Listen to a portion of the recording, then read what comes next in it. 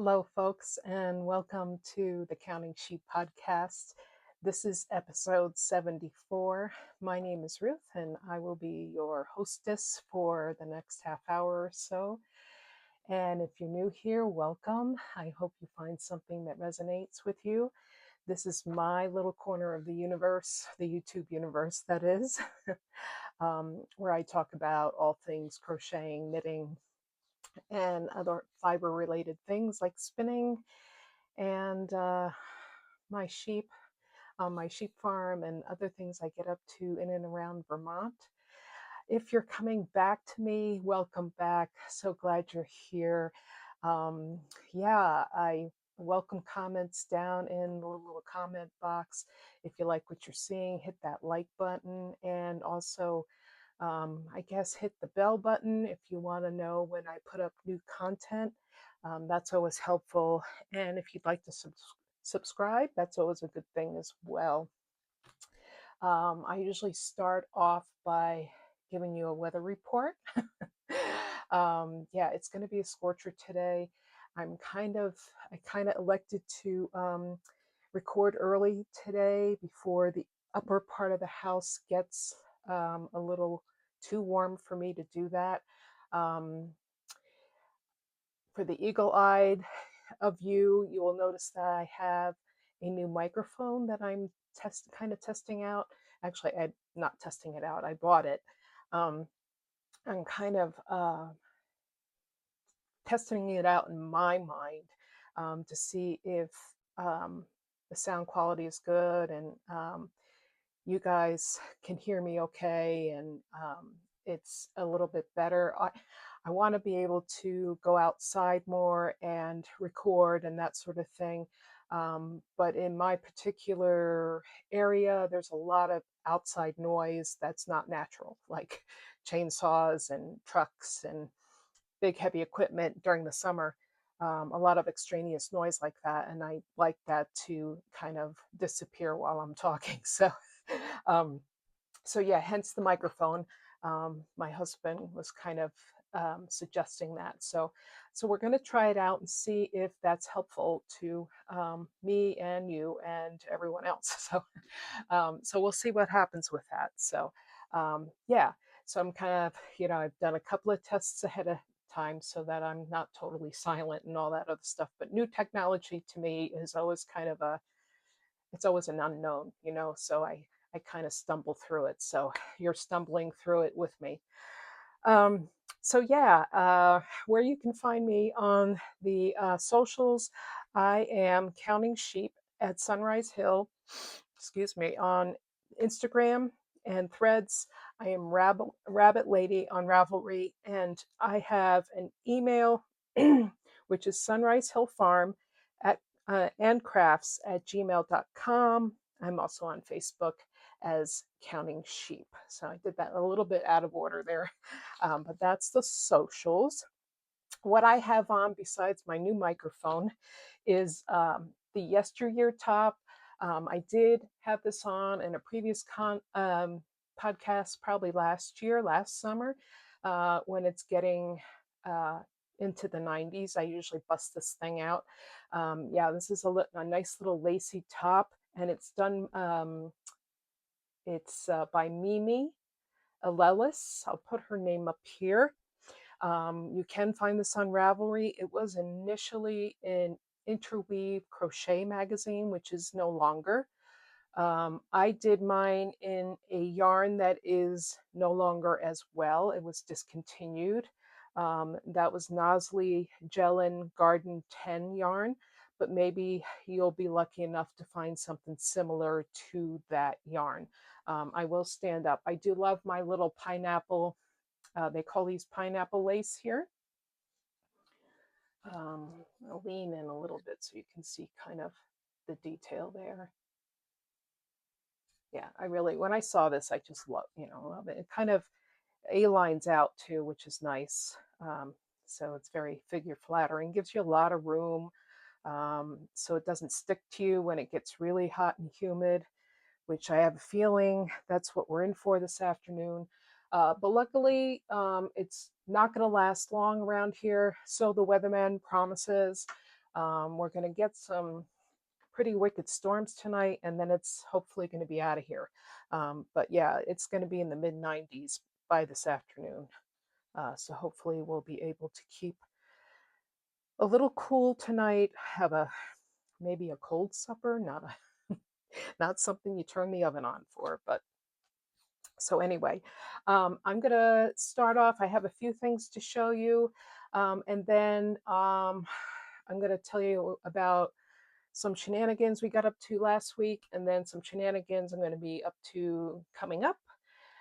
Yeah, and then a little footage at the end of the podcast if you want to stay tuned for that. All right, so I'll start off with some crochet. And if you've been with me, you know I'm doing the Summer of Socks, which is kind of a thing that Karen Woolley is doing. And Karen Woolley is a crochet designer, and she's one of my favorites. I have many favorite crochet designers, but Karen Woolley has been around in the industry for quite a long time. So she knows her stuff. And I actually was a test crocheter for her for a shawl quite a couple years back now. It was the Queen of Hearts shawl. So check it out. If it's a really beautiful shawl that she designed, and it's one of my favorites. But anyway, I did her first set of socks last month, June, which was the Ocean Wave socks, which I showed on here. And the July socks are called the Summer Sunset socks. And so these are hers. She made hers out of Knit Picks yarn. Of course, you can do these colors if you want, or you can do whatever. And, you know, I decided to stash dye because my stash is out of control. And so I decided to just kind of pick some things from stash.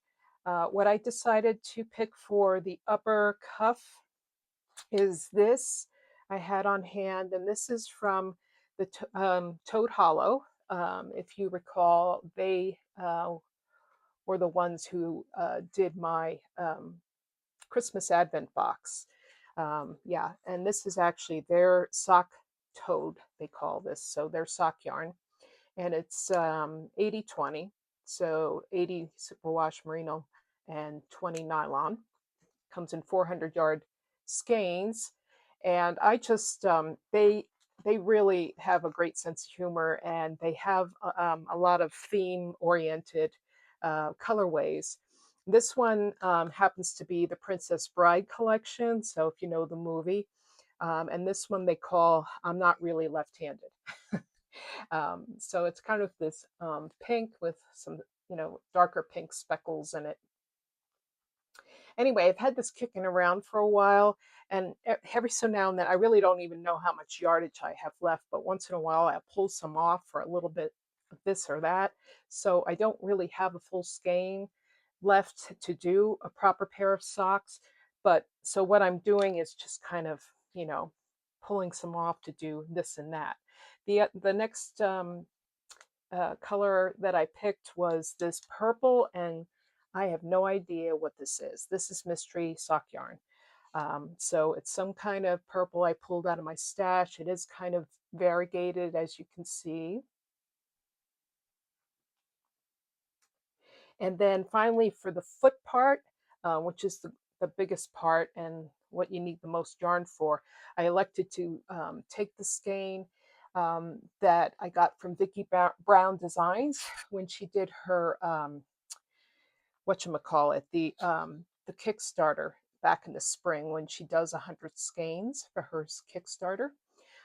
And this is the skein she sent me. And like I said, I just tell her to surprise me.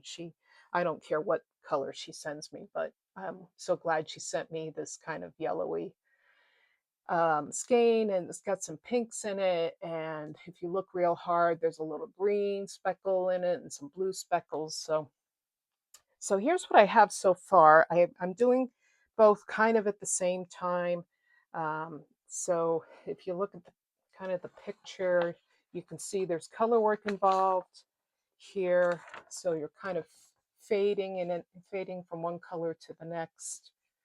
And so I'm right above where I'm going to start the heel here. Turn it around. Yeah, this is the better side to look at it. And I'm just about to start the yellow color here on this one. Yeah, so, and these go fast. Just because it's mid-July and I don't have them done yet doesn't mean anything. I've been working on other stuff, so these have been going pretty fast for me. So yeah, and I'll just show a little close up. You can see the nice variegation in the purple yarn, and then these nice little colors coming up in the yellow yarn.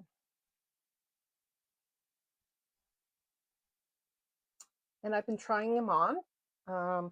I haven't tried this one on yet, so you can see that this one's a little bit more stretched out because, you know, when you try something on, that's what happens. But yeah, I will try this one on. I know they fit because this one fits. So um, yeah, but this is the next thing I'm going to work on again because I want to start this is obviously top down. The first set of socks was toe up. Yeah, and once I get that heel started, I'll probably, you know, get that done right straight off because I like getting through the heel and then getting to the foot. But her directions are so crystal clear and very nice to follow. Great pattern. And I think I like my kind of sunset. It's kind of a little, I don't know, tropical.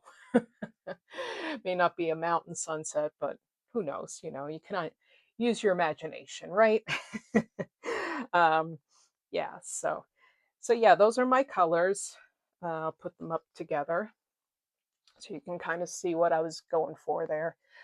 Uh, yeah, so it's kind of nice. Her patterns do allow you some leeway to stash dive, which is great, you know. Like I said, she's really, I've said this before, she's a great designer for socks. I think she has, I think in my last podcast, she has 2 books out, but I think it's 3 or 4 now. And she has single patterns out too for socks. So she's been doing socks for quite some time. She learned how to knit socks first, but then, you know, she said to herself, "Hey, you know, I can do this crochet." You know, so yeah, she's uh, got quite a head on her shoulders, you know, in terms of figuring things out. Um, so the cuff is done in a smaller hook. I believe it was a C 2.75. C The C hooks can be 2.75 and they can be 2.5. So that's the strange thing about a C hook. And then the regular body of the sock is done in a D hook, which is a 3.25.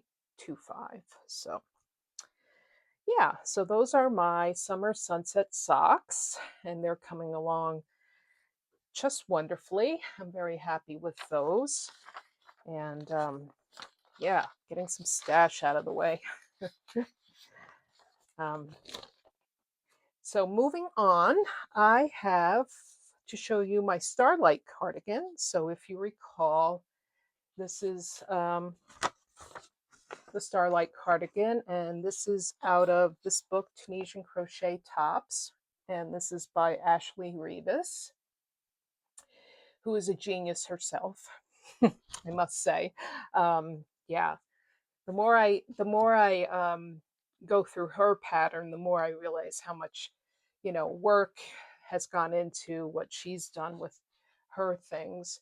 Um, Very nice book, very well written patterns, and I'm happy to say I got the second side of this cardigan done. Oops, dropping things. That just was my Tunisian hook. So this is now the right side I have done.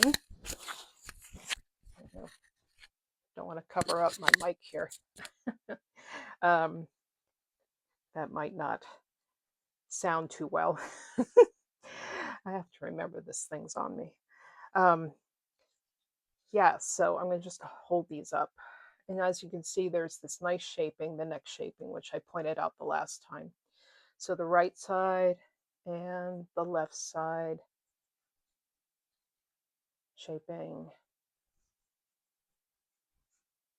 Yeah. And the yarn I'm using is from Fiber Stash. I have her card here somewhere. Yeah, Fiber Stash Dye Works. She's local to me in Colchester, Vermont. And yeah, her name is Christy Carr. And yeah, it's www.fiberstashvermont or fiberstashvt.com. I'll put it down here. Also, there's more information there if you like to look up Facebook and Instagram stuff and Ravelry. And this is actually her sock yarn base. And let me just bring out a skein. Yeah, she calls this her Tweety Toes sock yarn. So it's got some neps in it, as you can see. And I've got to say, this is just the second ball that I'm into. So the yardage on this is incredible. It's 438 yards. And I've got 2 fronts already done. There goes something else on the floor. And yeah, so yep, this is coming along just wonderfully. I am going to actually, I got some buttons from Stephen Willett's booth back in May at the New Hampshire Sheep and Wool Festival. So I'm contemplating using these buttons for the cardigan. Yeah, so I've the wheels are turning. So, so yeah, it's been fun doing this cardigan. Let me just go get what I dropped here.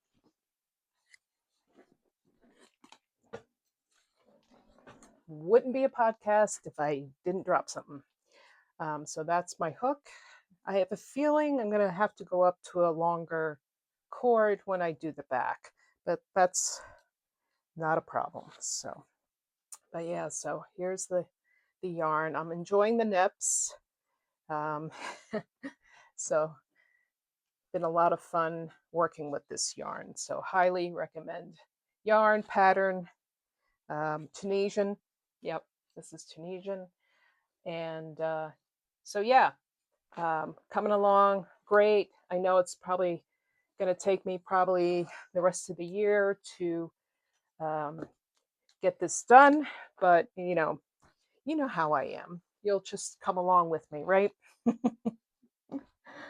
All right, so moving on to knitting, I have to show you, and I'm sure some of you I saw have watched my little extra video on crochet steeks. Thank you so much, and you've commented just lovely comments on my on my video technique on that.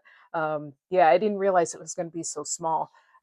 So maybe next time I'll do a steek with like worsted weight yarn and everybody will be able to see actually the stitches. But yeah, hopefully I explained it with my words a little bit better, than the actual being, seeing it. But this is the kerchief that I did the crocheted steek on, and of course this is the braid, and I'm not saying it right, but yeah, this is the Kate Davies kerchief that I'm making. And I bought the kit, so this is her yarn as well. And I cut the steek open on the on that video. So if you want to see all the drama, you can go over there and watch that. There was no drama, but so I did start to pick up for the border, and I just wanted to show you that. So this is the right side.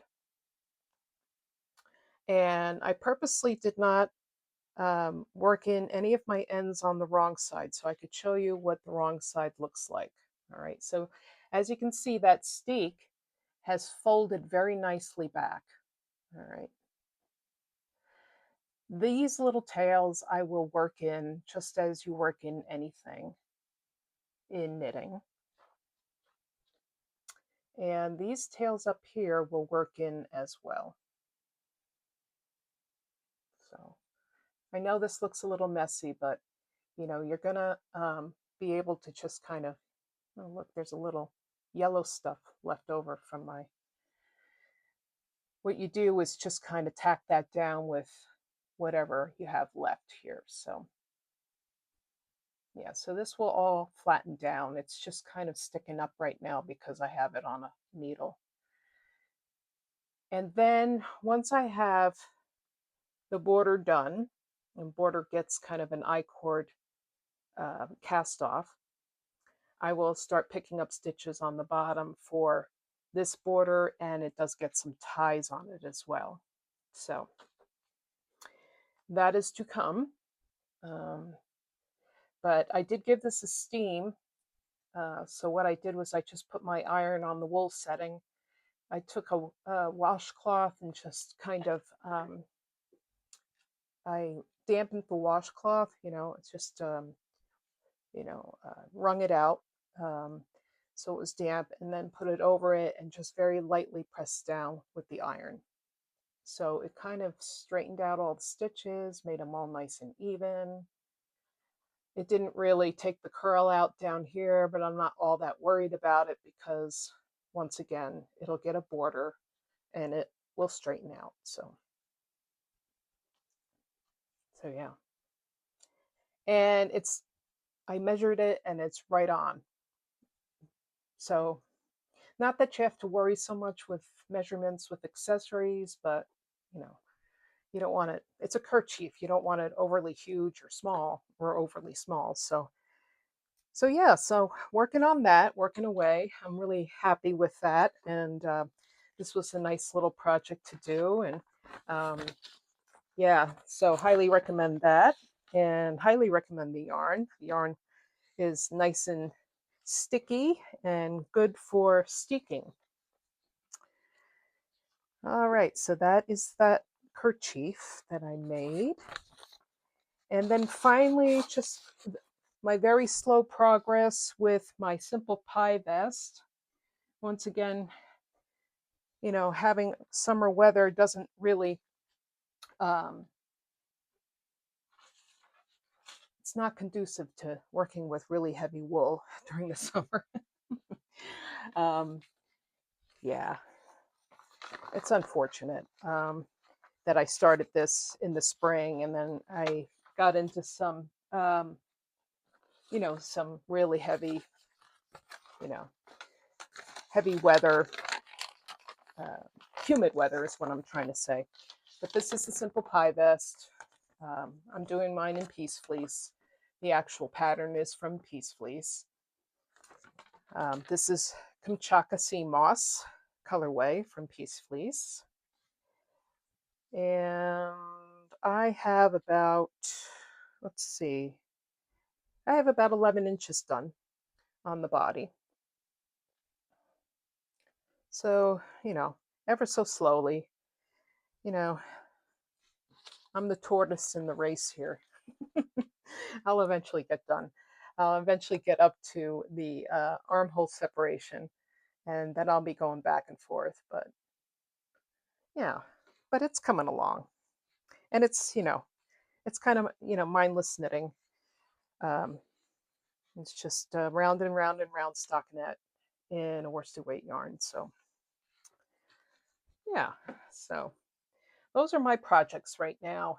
Um, I'm kind of, going through my stash very slowly and kind of looking forward to what I may be casting on in the future, and looking to some more, kind of smaller projects just because that's kind of where my mindset is right now. So, um, the Tunisian cardigan, the Starlight cardigan, because it has sleeves on it, it's going to take me some time to get that done, and it's fingering weight yarn. So, but yeah, looking towards other things, kerchiefs, because those small little items are um, quite the rage right now, I guess. And yeah, I want to get some of those cast on as well. All right, so that's all the fibery content I have for today. In shenanigans, I just wanted to mention upcoming, because the next time I'm supposed to podcast, I am going to be away at Madomic, which I did last year. It's kind of a sleepaway camp for adults, but we do crafts, which is great. Um, I had a great time last year. I did come on here and share some of the things that we did. So I'll be leaving on a Saturday. I think it's no, I'll be leaving on a Monday and coming back on a Saturday or a Sunday. I'll figure it out. Um, I think it's leaving on a Monday, coming back on a Sunday. But anyway, I have my schedule here. and so some of the things I've signed up for is this really great class called Making Cordage. And so you're making cords out of all different kinds of plant fibers and things like that. And the instructor has also asked us to bring a drop spindle so we could spin paper. So it really piqued my interest. So that should be really interesting and right up my alley. Um, I've kind of busted out of my comfort zone and I'm looking into, I'm taking, actually, I'm signed up for a course in backstrap weaving. Um, so yeah, trying to use up that stash that I have. There's also a course that I'm signed up called Woven Pouch, also looking to make things with extra stash.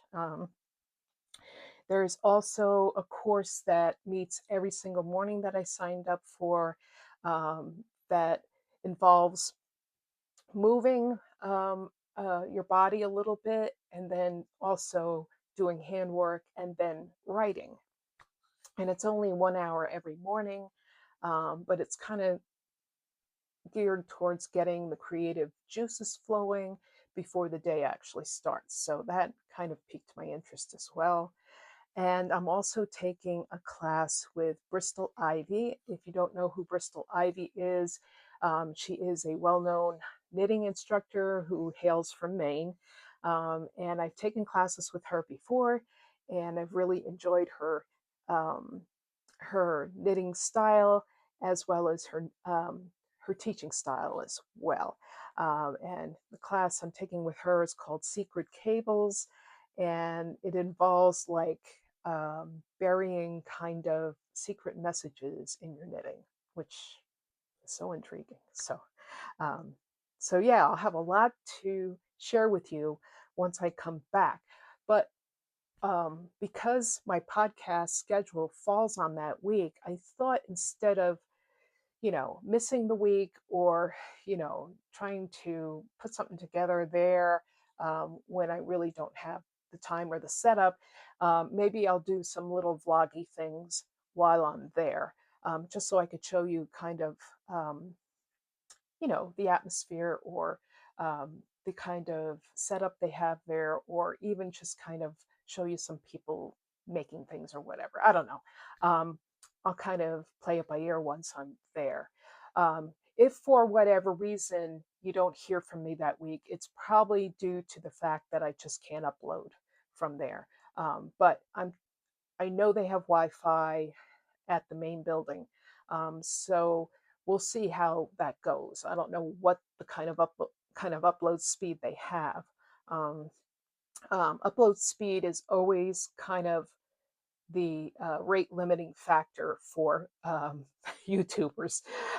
So if it's really, really slow, you could be sitting there for hours waiting for your video to upload. So, but if I do something really small and it's a small file, then it's possible for me to do a little something every day. So we'll see. No promises, but hopefully we'll be able to do something. Okay. Yeah. So, fingers crossed, thumbs up. We'll see. So yeah, that's Madomic, and that will be in 2 weeks. Yeah, so exciting. Um, and then the last thing I wanted to mention to you, I've got some footage at the end. Hubby and I went to VINS last week. VINS stands for Vermont Institute of Natural Science. And that is a very lovely place here in Vermont, Quechee, Vermont, to be specific. And it is a place where um, they rehab birds of all kinds, but mostly raptors and birds of prey.